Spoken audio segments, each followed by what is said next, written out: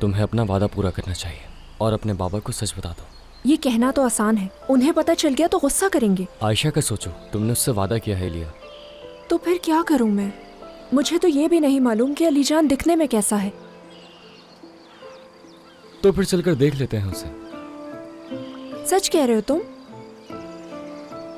हाँ, मगर उज़ैर को तुम्हारे घर छोड़ दें? आयशा के साथ वो खुश रहता है। हाँ जरूर, आयशा भी उसके साथ वक्त गुजार लेगी और अम्मी भी आज घर पर ही हैं। तो फिर चलो चलें। चलो। Çok istedim seni bize, gülüşü sanki bir ömür gibi en güzeli. Güzel günler bizi bekler, ben seninleyim, senin içinim, böyle bil sevgilim.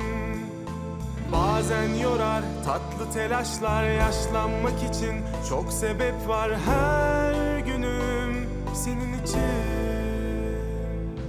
Çok istedim seni bize, gözleri sanki bir masal gibi en iyisi.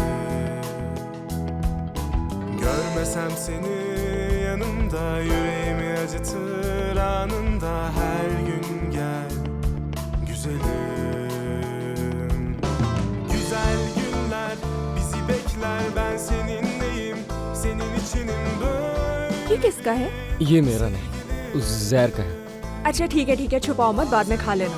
Tatlı telaşlar, yaşlanmak için çok sebep var, her günüm senin için. Güzel günler bizi bekler, ben seninleyim, senin içinim, böyle bir sevgilim. Bazen मैंने कहा था ना उसी तरफ है। अरे वहाँ है। नहीं उस तरफ है Asghar. sebep var, her günüm senin için. यही है।